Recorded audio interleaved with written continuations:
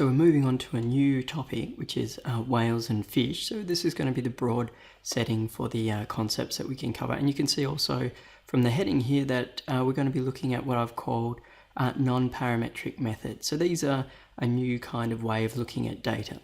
But before we jump to there, where are we at in the course? So marks will be posted this week. It's just taken a little bit of time in the course so far. So, we've really covered off on the basics. These are the very fundamental things, different tests that we can conduct, a variance ratio test, 3 flavors of t-tests, what is a type 1 error and what is a type 2 error, and related to the type 2 error is the power of the test. The 2 plots that are most commonly used in science, box plots and histograms, we've covered off on those. So we've really hit the basic fundamentals that we need to be aware of. We've also then introduced a few other concepts. So we've started to build into the idea when we have multiple comparisons. So what happens when we have multiple comparisons? Well, we've said the big problem is an increase in the type 1 error rate, but we've also discovered that in R there's a built-in method for dealing with this. So we know that when we do multiple comparisons, the type 1 error rate increases, and we have an offsetting correction for that problem when we use the functions that are built into R. When we have multiple comparisons, we're going to have a structure that's very similar to what we used for a t-test. We have an equal group variance test. The test that we use is the Bartlett test. Once we've conducted the Bartlett test, we then go on and conduct the ANOVA test. So the ANOVA test is a test that there's a difference in the means, specifically that there's a difference in at least one mean across the groups that we're looking at. And only if we reject the null for the ANOVA test do we go on and look at pairwise comparisons.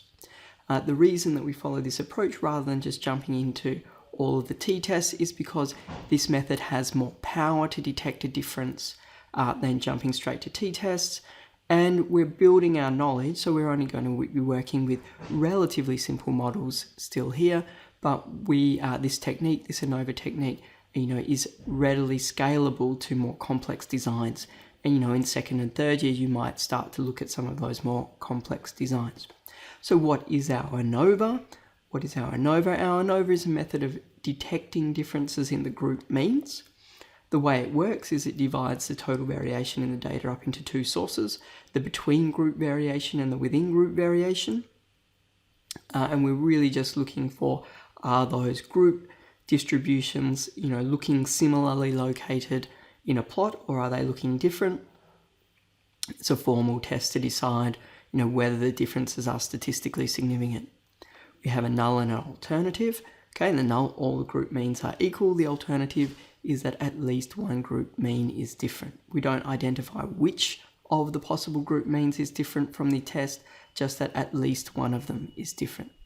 And that we also know that there are 2 formulas for this ANOVA test, one where the group variances are equal and another formula when the group variances are not equal. So what is our between group variation? Our between group variation is visually illustrated here by the red lines. It's the differences between the group mean plots and the grand mean, and our within group variation is the variation within each part of our box plot. We will be generally representing these via box plots. And our ANOVA proposition is simply that if the between group variation is large and the within group variation is small, that's a sign that there are true differences. The converse scenario, which is that the between group variation is small, that means that the group means are all quite close, and the within group variation is large. That means that there's overall quite a lot of uncertainty in the data.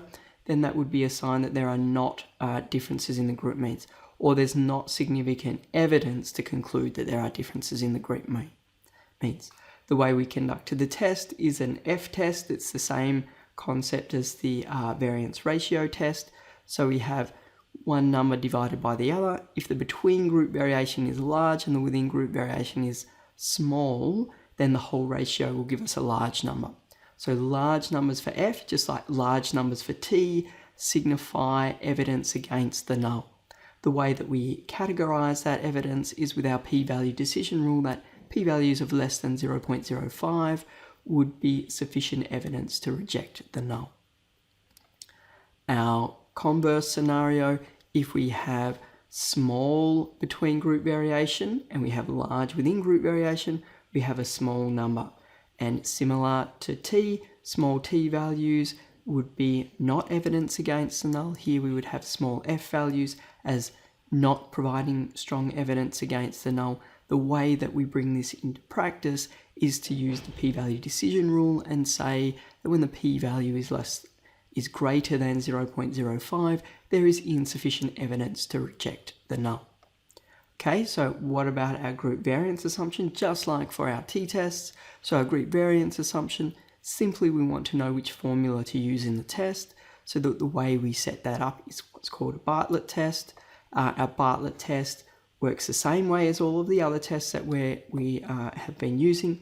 We set up our null. Our null is that all the group variances are equal. Our alternate hypothesis is that at least one of the group variances is different. P-value decision rule, small p-values lead to rejection of the null of equal group variances. So this is what we have in the background. Each sample will be a different shape. We're trying to decide, are those differences, strong enough that we can conclude that then they come from a different population shape. So no two samples will ever give us exactly the same variance. We're trying to detect whether the differences that we observe are large enough to conclude that sampling variation is not the only source of the error. So overall, what are the steps when we want to conduct analysis for many groups? We're going to have step 1 is a box plot. So that's, we know how to do that. That's easy. Step 2 is a Bartlett test, which is a test for constant group variance. Well, we've got good experience with those kinds of tests. Step 3 is an ANOVA test, and we will, just like we had to do with our 2-sample t-tests, we will set the variance equal to either equal, true, or not equal, unequal variance. And then if we reject the null for that, we will go on and conduct our pairwise t-tests. And again, for our pairwise t-test, we will either decide that the group, each pair variance is the same or they're different. So we've got some things that we can do there, and we've got a built-in function from R that controls for those factors. So what are the functions that we use? We have the Bartlett test, Bartlett.test, easy one to remember.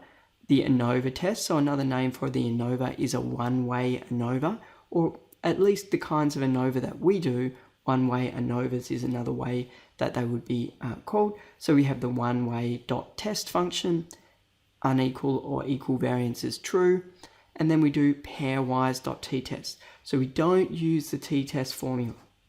Okay, the standard t-test formula is not going to control for the problem of multiple comparisons, but if we just use the pairwise.t-test formula, that's going to all work out nicely for us. And again, if we reject the null for the Bartlett test, we need to conduct our pairwise t-tests with the statement that the pooled standard deviation is false. If we do not reject the null for the Bartlett test, then we can set the pooled .sd setting to true. And remember, it controls for our inflation of the type 1 error rate automatically. So let's just have a look at our box plot. So we have 1,000 observations for each household. We have some outliers here. We're not particularly worried about those. They're just saying that they're a certain distance away. There's nothing really troubling in this data set. We want to compare the means. Before we do that, we're going to test whether the group variances are the same. I'm not super convinced about this. I think maybe the Victoria distribution looks a little bit tighter than the others. So maybe, I might reject this, but just on a visual inspection, I'm not super confident about how the test will work out. So we set up our formal test, Bartlett test. What's the null? All the group variances are equal. What's the alternate? All the group variances are not equal. Low p-values, we reject the null. So we conduct our test. You can see in my test setup here that I've got my Bartlett test.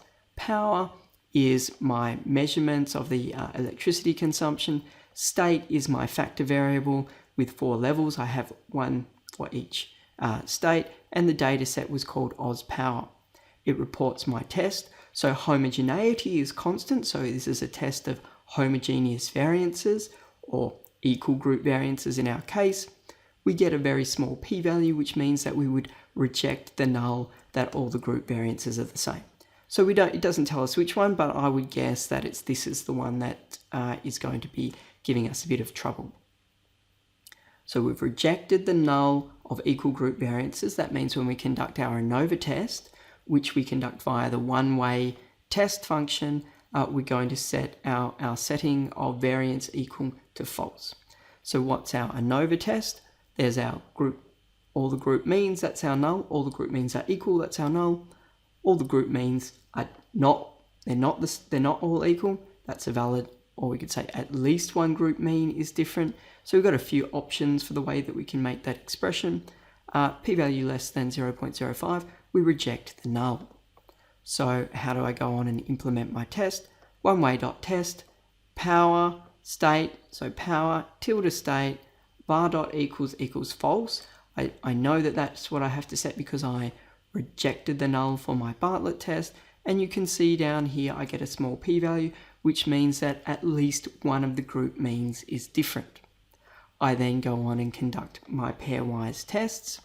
Okay, so we have all of the possible combinations that we can test. Victoria versus Tasmania, Victoria versus WA, Victoria versus SA, and so on and so on. I'm going to ultimately show you some notation you can use to simplify this, but for the moment these are all of the groups that we're comparing. I want to implement my t-tests. I need to use the pairwise t-test formula, not just the t-test formula, and I set pool.sd equal to false. Why do I do that? Because I rejected the null for my Bartlett test, and I can do all of I get this nice little summary table, and it gives me all the differences. So I can see that, yes, South Australia is different to Tasmania and Victoria. So reading down, SA Tasmania different, SA Victoria different, SA WA not different. Why do I conclude not different? Because the p-value is above 0.05. Tasmania, Victoria not different, Tasmania, WA different, Victoria, WA different.